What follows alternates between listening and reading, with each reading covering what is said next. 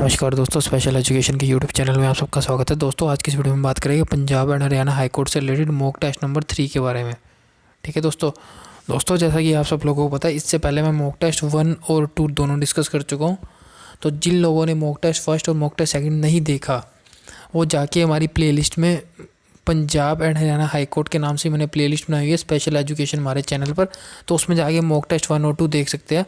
तो चलिए आज हम मॉक टेस्ट 3 स्टार्ट करते हैं और आप अपने आंसर टिक कर लीजिएगा और कमेंट बॉक्स में मेरे को बताना आप लोगों के कितने सही हुए कितने गलत हुए। ठीक है दोस्तों, तो चलिए स्टार्ट करते हैं। फर्स्ट हमारे पास आता है, हमें पता है कि पार्ट ए होता है जो ऑब्जेक्टिव टाइप होता है, जिसमें जनरल नॉलेज आता है 50 मार्क्स का। फर्स्ट क्वेश्चन है हमारे पास, Indian constitution has dash schedules. Indian constitution Bharat के संविधान में कितने शेड्यूल्स है? 13, 14, 15 या 12। तो इसका राइट आंसर होगा ऑप्शन नंबर डी, 12 शेड्यूल्स है इंडियन कॉन्स्टिट्यूशन में। Next question is, which amendment is called mini constitution. भारतीय इंडियन कॉन्स्टिट्यूशन का कौन सा अमेंडमेंट को मिनी कॉन्स्टिट्यूशन कहा जाता है? 42वां, 43वां, 44th या 86। तो 42nd amendment is known as mini constitution of the Indian constitution, भारतीय अनुसंधान का mini constitution. Next word is, who was the chairman of the drafting committee. Drafting committee के चेयरमैन कौन थे? N Gopalaswami, B R Ambedkar, B N Rau और राजेंद्र प्रसाद। तो इसका right answer है option number B R Ambedkar is known as the drafting chairman of the drafting committee. Next question is, where was the Jain canonical literature codified in the 5th century AD। Vallabhi, Rajgriha, Pataliputra या कोशाला। तो इसका right answer होगा option number A, Vallabhi. Next question is,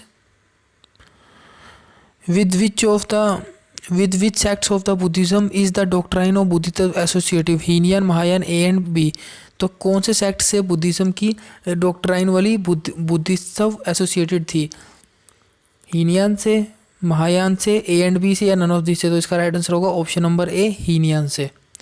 next question is, at which of the following places did Buddha deliver the most number of the discourse. Saraswati, Gaya, Rajgarh या पाटलिपुत्र। तो इसका right answer होगा option number A, that is Saraswati. Next is, 33rd edition of the ASEAN summit held in. ASEAN का 33वां एडिशन कहाँ हुआ था? सिंगापुर, मलेशिया, चाइना या साउथ अफ्रीका। तो इसका राइट आंसर है ऑप्शन नंबर ए, सिंगापुर में हुआ था 33वां एडिशन आसियान का। दोस्तों कमेंट बॉक्स में मेरे को आसियान की फुल फॉर्म लिख के जरूर बताना, ये आपका होमवर्क है। ठीक है, नेक्स्ट हमारे पास, recently India won T20 series against. अभी इंडिया T20 सीरीज जीता है, किसके अगेंस्ट में? श्रीलंका के, वेस्ट इंडीज़ के। तो इसका राइट आंसर होगा option number B, West Indies के अगेंस्ट में इंडिया T20 सीरीज जीता है। नेक्स्ट है हमारे पास, the earliest Indian coins are not earlier than 7th century BC, 5th century BC, 3rd century BC और नन ऑफ दिस। तो इसका राइट आंसर होगा option number B, 5th century BC, option number B. Next है हमारे पास, which fishery day is celebrated on. Fishery day कब मनाया जाता है? 18 नवंबर, 19 नवंबर, 20 नवंबर, 21 नवंबर। तो इसका राइट आंसर होगा ऑप्शन नंबर डी, 21 नवंबर। एक सेकंड दोस्तों, मैं कलर सही कर लूँ, लेट्स बेटर। नेक्स्ट हमारे पास, aerobatic gymnastic world cup held. Aerobatic gymnastic world cup कब हुआ? कहाँ हुआ? हेल्ड एट, कहाँ हुआ? अर्जेंटीना, बुल्गारिया, अजरबैजान या नीदरलैंड। तो इसका राइट आंसर होगा ऑप्शन 11वें क्वेश्चन का option number C, Azerbaijan. Next है हमारे पास, in which year the cabinet mission arrived in India. कौन से साल में कैबिनेट मिशन इंडिया में अराइव हुआ था? 1952, 46, 44 या 1935। तो इसका राइट आंसर होगा ऑप्शन नंबर बी, 1946 में कैबिनेट मिशन इंडिया में अराइव हुआ था। नेक्स्ट है, when was the Gandhi ji gave the slogan of do or die. Where was the Gandhi ji ने डू और डाई, करो या मरो का नारा कहाँ दिया था? मुंबई में दिया था, पुणे में दिया था, कोलकाता में दिया था या नन ऑफ दिस। तो इसका राइट आंसर होगा ऑप्शन नंबर ए, मुंबई में इन्होंने, गांधी जी ने करो या मरो का नारा दिया था। ठीक है, नेक्स्ट हमारे पास, constitution of India first meeting held on. Indian constitution की पहली मीटिंग कहाँ हुई थी? 9 दिसंबर 1946, 17 दिसंबर 1947, 9 दिसंबर 1947 या नन ऑफ दिस। तो इसका राइट आंसर है ऑप्शन नंबर ए, 9 दिसंबर 1946 को कॉन्स्टिट्यूशन ऑफ इंडिया की फर्स्ट मीटिंग हुई थी। नेक्स्ट है हमारे पास how many Indian prime minister have died while in office, कितने इंडियन प्राइम मिनिस्टर ऑफिस जो अपने कार्यकाल का ऑफिस में ही मर गए, मतलब उनका कार्यकाल पूरा नहीं हुआ था, उनकी डेथ हो गई थी, 1, 2, 3 या 4। तो इसका राइट आंसर है ऑप्शन नंबर सी, मतलब 3। नेक्स्ट है हमारे पास which of the following was the first prime minister to present the union budget, पहले प्राइम मिनिस्टर कौन थे जिन्होंने यूनियन बजट को प्रेजेंट किया, मनमोहन सिंह, जवाहरलाल नेहरू, पीवी नरसिम्हा राव या इंदिरा गांधी। तो इसका आंसर है option number A, Manmohan Singh is the first prime minister to present the union budget. Next one is how many prime minister have been awarded the Bharat Ratna award, कितने प्राइम मिनिस्टर को Bharat Ratna award मिल चुका है, 6, 4, 2 या 1। दोस्तों ये करंट अफेयर का option है, ये मैं आपको क्वेश्चन है होमवर्क दे रहा हूँ, इससे ज़्यादा नहीं दूंगा, टेंशन मत लेना, नहीं तो आप लोग कमेंट करोगे फिर से इतने सारे होमवर्क दे दिए। नेक्स्ट है हमारे पास how many fundamental duties are mention in constitution of India, Indian constitution में कितनी फंडामेंटल ड्यूटीज़ है, 10, 11, 12 या 13। तो इसका सबको पता है 11 फंडामेंटल ड्यूटीज़ है, पहले 10 थी, फिर अमेंडमेंट करके एक और जोड़ दी गई थी, तो 11 फंडामेंटल ड्यूटीज़ है। अगर आपसे पूछा गया जब इंडियन कॉन्स्टिट्यूशन में पहली मूल बेसिक फंडामेंटल ड्यूटीज़ कितनी थी, तब थी 10। ठीक है। नेक्स्ट हमारे पास which part of the Indian constitution includes fundamental rights, भारतीय संविधान के कौन से पार्ट में या कौन से भाग में फंडामेंटल राइट्स इंक्लूडेड है, 3 में, 4 में, 5 में या नन ऑफ दिस। तो राइट आंसर होगा इसका ऑप्शन नंबर ए, पार्ट 3 में है fundamental rights. Next question is who was introduce Panchayati Raj system in India, Panchayati Raj system India में किसने इंट्रोड्यूस किया, बलवंत राय मेहता, जवाहरलाल नेहरू, BN राव या नन ऑफ दिस। तो इसका राइट आंसर है option number A, Balwant Rai Mehta introduce the Panchayati Raj system in India. Balwant Rai Mehta को दोस्तों father of Panchayati Raj system भी कहते हैं, ये चीज़ आपको ध्यान रखनी है, father of Panchayati Raj system Balwant Rai Mehta. Next हमारे पास to respect the national flag and national anthem is our, हमारा नेशनल फ्लैग और नेशनल एंथम की रिस्पेक्ट करना कहाँ है, फंडामेंटल राइट्स में, ड्यूटीज़ में, दोनों में, नन ऑफ दिस। तो इसका राइट आंसर है option number B, fundamental duties में दिया हुआ है कि हमें अपने नेशनल फ्लैग और नेशनल एंथम की रिस्पेक्ट करनी चाहिए। नेक्स्ट है हमारे पास the prime minister Narendra Modi inaugurated Krishi Kumbh 2018 in, prime minister Narendra Modi ने कृषि कुंभ 2018 का इनोग्रेटेड कहाँ पर किया, इलाहाबाद में, कानपुर में, लखनऊ में या नन ऑफ दिस में। तो इसका राइट आंसर है ऑप्शन नंबर ए, इलाहाबाद में किया। नेक्स्ट है हमारा who won bronze in the women's 57 kg in the world wrestling, किसने वर्ल्ड रेसलिंग के 57 kg में कौन सी वुमेन थी जिसने ब्रॉन्ज मेडल जीता। तो इसका राइट आंसर है option number A, Pooja Dhanda. Next है हमारे पास national emergency should be approved by the parliament in, जब भी नेशनल इमरजेंसी लगाई जाती है तो पार्लियामेंट में अप्रूव करने के लिए इसको कितनी जल्दी, पार्लियामेंट को कितने टाइम इसको अप्रूव करना होता है, 6 महीने में, 2 महीने में, 1 महीने में या 3 महीने में। तो राइट आंसर है इसका ऑप्शन नंबर सी, 1 महीने में। ठीक है, 1 महीने में। नेक्स्ट है हमारे पास how many times financial emergency has been impose in India, India में फाइनेंशियल इमरजेंसी कितनी बार लगाई गई है। तो फाइनेंशियल इमरजेंसी दोस्तों 0 बार लगाई हुई है, मतलब 1 बार भी नहीं लगाई हुई।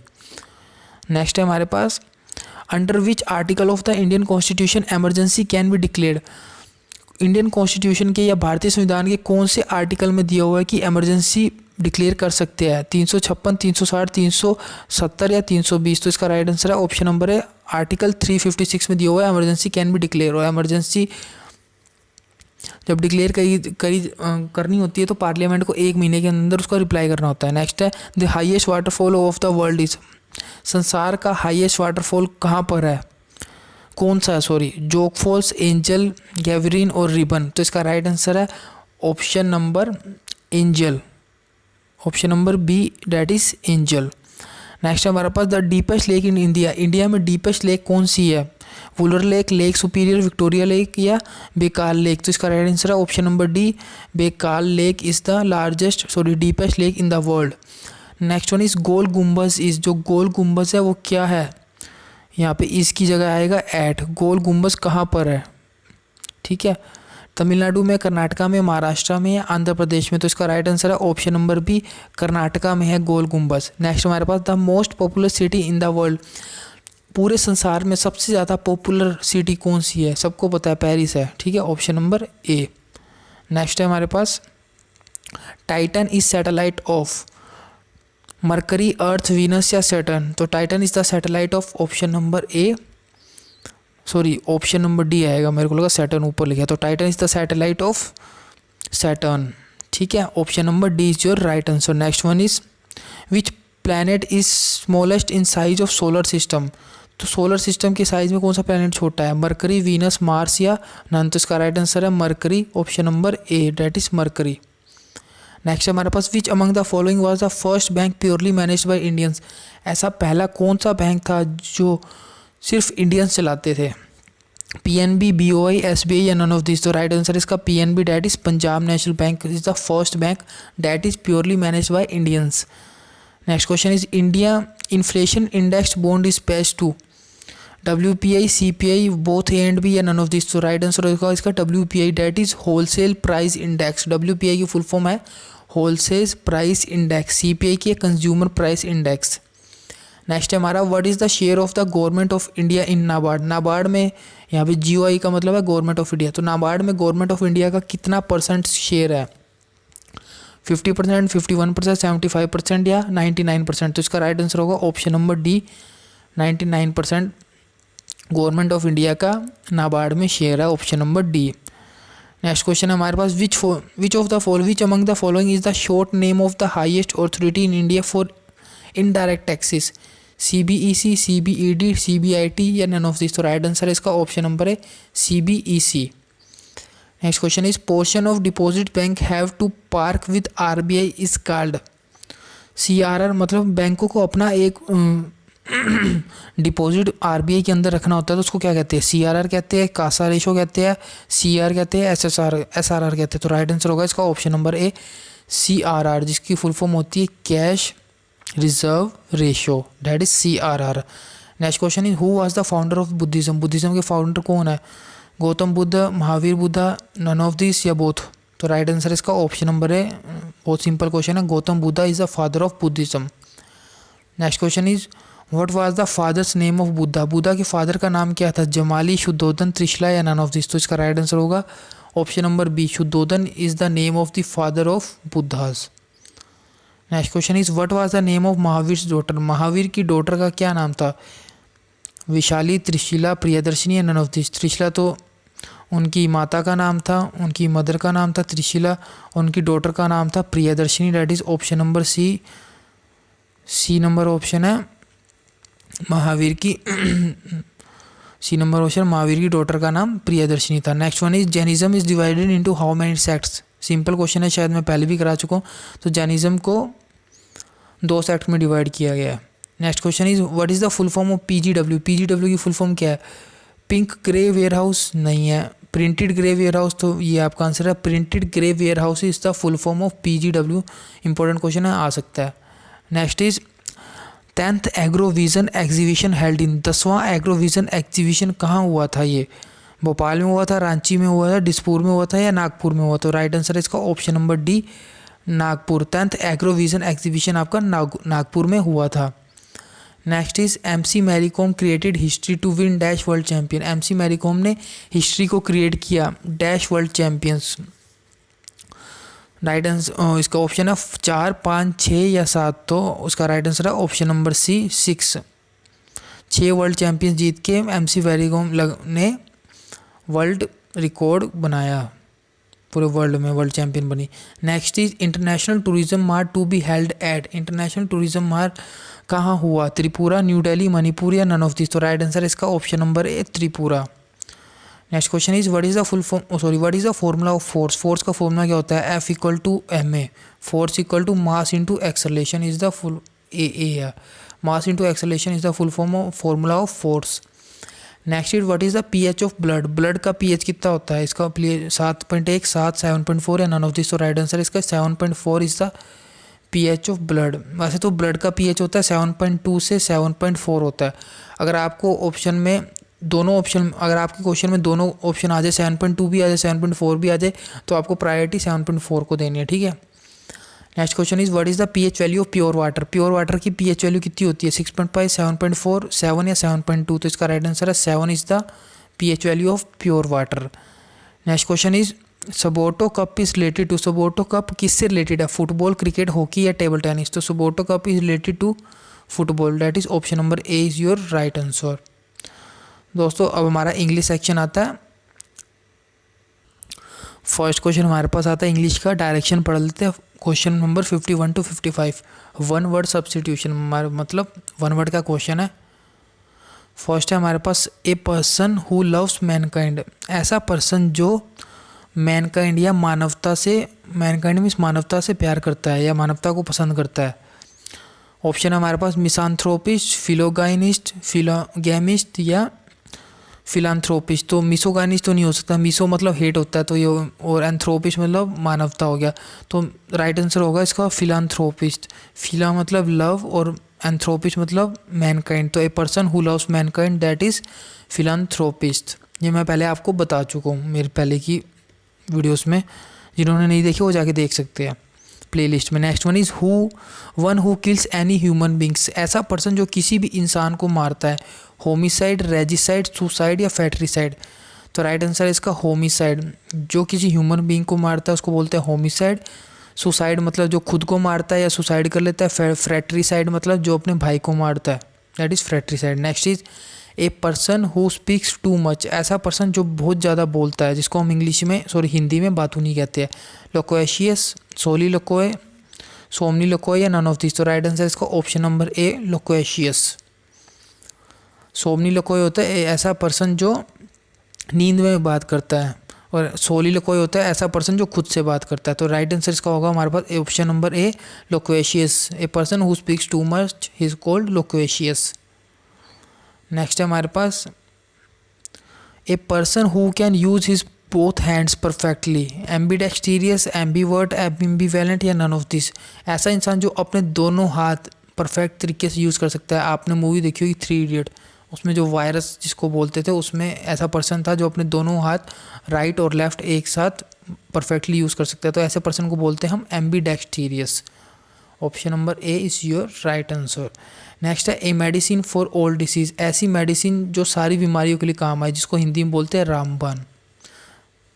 ठीक है, तो इसका राइट आंसर होगा option number A panacea is the medicine that is used for all diseases. Next हमारे पास direction 56 to 60, read each sentence to find out whether there is any grammatical error in it. हमें sentence को read करना है और find करना है कि इसमें कोई ग्रामेटिकल एरर है या नहीं है। द एरर इफ एनी, अगर एरर है, will be in one part of the sentence, part के एक पार्ट के सेंटेंस में होगी। The number of that part is the answer, और वो नंबर आपका आंसर होगा। If there is no error, अगर कोई एरर नहीं होती, the answer is no error. First हमारे पास the poet and singer have come, poet और सिंगर आ चुके हैं। तो दोस्तों मैंने आपको बताया था पोएट और सिंगर एक ही है, तो सिंगुलर हुआ, एक ही पर्सन है। जो पर्सन पोएट है वही सिंगर है, तो इसके साथ सिंगुलर वर्ब आएगी। तो यहाँ पे हैव नहीं आएगा, हैज़ आएगा। इसका और बेसिक समझना है तो मैं अपनी वीडियोस में पहले बता चुका हूँ, आप जाके देख सकते हैं। नेक्स्ट है हमारे पास either of them have stolen my watch.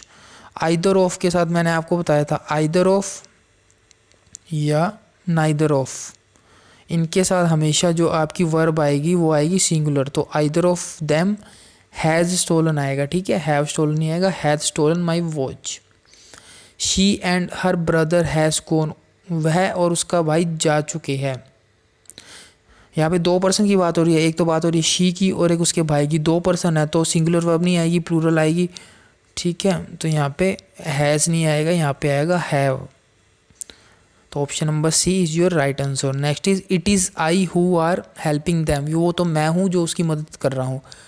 तो हु से पहले आई लिखा हुआ है, तो हमारे पास हु के बाद जो वर्ब आएगी आई के अकॉर्डिंग आएगी। तो आई के लिए वर्ब आर नहीं आती, आई के लिए वर्ब एम आती है, ठीक है। तो आर नहीं आएगा, यहाँ पे आई एम आएगा। तो राइट आंसर इसका बनेगा it is I who am helping them. Option number B is your right answer. Next है हमारे पास the secretary and treasurer were not present at today's meeting. तो सेक्रेटरी और ट्रेजर्स दोनों एक ही पर्सन है, तो जो हमारी वर्ब आएगी सिंगुलर आएगी। तो यहाँ पे वर लगा हुआ है जो कि प्लूरल है, तो वर नहीं आएगा, यहाँ पे वाज आएगा। तो इसमें भी option number B is your right answer. I hope आपको समझ आए होगी। नेक्स्ट हमारे पास है direction 61 to 65, pick out the most effective word from the given words. Given word से हमें मोस्ट इफेक्टिव वर्ड चूज़ करना है या पिक करना है। To fill in the blank, blank में फिल करने के लिए। To make the sentence meaningfully complete, sentence को मीनिंगफुली कंप्लीट करने के लिए। फर्स्ट है हमारे पास he tames animal because he, वह एनिमल को पालता है क्योंकि, he is fond of them, क्योंकि वह उसका उन्हें पसंद करता है, can be right answer. Hates them, उन्हें नफरत करता है, अगर नफरत करता है तो क्यों पालेगा। अफ्रेड ऑफ देम, डरता है तो क्यों पालेगा। वांट्स टू सेट देम, उन्हें रिलीज करना चाहता है तो क्यों पालेगा। तो राइट आंसर होगा option number A, fond of them. दोस्तों ये मैं पहले की वीडियो में आपको करा चुका हूँ, वैसे मेरे को होमवर्क देना चाहिए, बट मैं आपको फटाफट आंसर बता देता हूँ। The court has absolve him dash all the charges levelled against him, court ने उसको एब्जॉल्व कर दिया या बरी कर दिया सारे चार्जेस से जो उसके अगेंस्ट लगे हुए थे। ऑफ आएगा, विद आएगा, फ्रॉम आएगा, इन आएगा, तो इसका राइट आंसर होगा option number C, from. The court has absolve him from all the charges. We shall fail dash we are industrious, हम फेल हो जाएंगे अगर हमने वी आर इंडस्ट्रीज, अगर हम मेहनती नहीं हुए, मेहनती होता है इसका मतलब इंडस्ट्रियस, तो राइट आंसर आएगा इसका option number B, unless. We shall fail unless we are industrious, अगर हम मेहनत नहीं करेंगे तो हम फेल हो जाएंगे। Next is please make your self dash home, अपने आप को घर पर पाओ। With home, at home, in home या ऑन होम, तो होम के लिए हमेशा एट आता है, ठीक है। तो please make your self at home. दोस्तों हाउस के लिए इन आता है, ठीक है, इन हाउस होता है, और होम के आगे एट आता है। Next is they wasted all the money on purchase of some dash things, उन्होंने सारी की सारी मनी वेस्ट कर दी on the purchase of dash thing, excellent things, important thing, significant thing या ट्रैवल थिंग। तो इसका राइट आंसर होगा option number D, travel things पर उन्होंने अपनी सारी की सारी मनी वेस्ट कर दी। नेक्स्ट हमारे पास डायरेक्शन है, direction 66 to 68। Choose the word which is most nearly same in the meaning, हमें सेम मीनिंग का वर्ड चूज़ करना है। दोस्तों आज के इंग्लिश के सेक्शन में मैं आपके लिए फिलर्स वो क्लोज टेस्ट नहीं लेके आया, ठीक है। आज के टेस्ट में क्लोज टेस्ट नहीं है, क्योंकि मैंने आज के टेस्ट में एक चीज़ आपकी ज़्यादा ऐड की है, वन वर्ड, क्योंकि पहले के टेस्ट में वन वर्ड नहीं लेके आया था, तो इसमें मैं क्लोज टेस्ट नहीं लेके आया। तो एक एक करके हम सारे टॉपिक लेके आएंगे। तो हमें 66 to 68 नंबर क्वेश्चन में सिनोनिम्स ढूंढने हैं। फर्स्ट है हमारे पास श्रेडिंग। श्रेडिंग का मतलब होता है दोस्तों कुतरना, या छोटे छोटे कुतरना पता है, या छोटे छोटे काटना या फाड़ना छोटी छोटी चीज़ों में। तो ऑप्शन नंबर ए बंडल, बंडल इसका अपोजिट हो गया। एबुडेंस, एबुडेंस भी अपोजिट हो गया। तो कट करना इसका सिनोनिम है श्रेडिंग, तो option number C is our right answer. Next है एविक्ट। एविक्ट का मतलब होता है हटाना या निकालना, तो होल्ड रखना अपोजिट हो गया, कीप भी अपोजिट हो गया, तो remove is synonym of evict, तो option number B is your right answer. Next हमारे पास ग्ल्यूट। ग्ल्यूट का मतलब होता है बहुत ज़्यादा बड़ी मात्रा में होना, या हम बोले ग्ल्यूट इज मच या मोर, ज़्यादा मात्रा में होना। तो एक्सेसिव सिनोनिम है इसका, लेस गलत है, बहुत गलत है, नन नहीं हो सकता। राइट आंसर है इसका ऑप्शन नंबर है excessive is the synonym of glut. अब चलते हैं नेक्स्ट पे। नेक्स्ट हमारे पास है question number 69 to 70। Choose the word which is most nearly opposite in the meaning, ऐसा वर्ड चूज़ करना है जो अपोजिट हो, मतलब एंटोनिम की बात हो रही है। फर्स्ट वर्ड है हमारे पास मलाइस। मलाइस का मतलब होता है कुछ भी बुरी चीज़ या बैड चीज़, तो हमें इसका अपोजिट चाहिए। बैड इसका सिनोनिम हो गया, वर्स भी सिनोनिम हो गया, तो good is the antonym of malaise, तो option number C is your right answer. Next है हमारे पास एपीस। एपीस का मतलब होता है खुश होना, एपीस खुश होना या हैप्पी होना, तो इसके हैप्पी इसका सिनोनिम हो गया, सैड इसका एंटोनिम हो गया, बोथ नहीं हो सकता, नन नहीं हो सकता, सिनोनिम नहीं चाहिए, हमें चाहिए एंटोनिम्स, तो sad is the antonym of apis. I hope आपको ये समझ आया होगा। अब चलिए अब हम डिस्क्रिप्टिव वाले पार्ट पर मूव करते हैं। पार्ट भी है हमारे पास डिस्क्रिप्टिव टाइप। फर्स्ट हमारे पास है ऐसे है, राइट एन ऐसे of 200 words on any of the following topics, हमें किसी भी टॉपिक पर 200 वर्ड पर ऐसे लिखना है। दोस्तों ऐसे पर कमेंट आ रहा है कि सर ऐसे भी वीडियो बनाऊं, मैंने बहुत टाइम हो गया ऐसे भी वीडियो नहीं बनाई, तो अब मैं ऐसे पर वीडियो बनाऊंगा। तो इसमें आपके 3 टॉपिक है, किसी एक पर आपको ऐसे लिखना है, pollution, reservation, make in India, तो किसी एक पर आपको 200 वर्ड पर ऐसे लिखना है। Next question is write a letter to a friend advising him her not to lose hope after the failure in the university examination, तो ये आपका लेटर का क्वेश्चन है जो आपका 5 मार्क्स का आता है।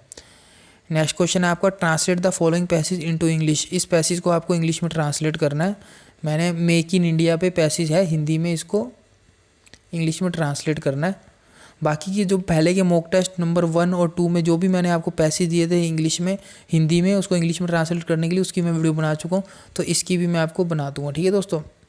तो धन्यवाद दोस्तों, वीडियो देखने के लिए धन्यवाद। आई होप वीडियो पसंद आई होगी। पसंद आए तो प्लीज़ लाइक कीजिए करो और चैनल को सब्सक्राइब कर लीजिए जो चैनल पर नहीं है। और कोई भी आपका सजेशन हो और आपके कितने क्वेश्चन सही हुए कितने गलत हुए मुझे कमेंट बॉक्स में कमेंट करके ज़रूर बताना। धन्यवाद दोस्तों, आज के लिए बस इतना ही।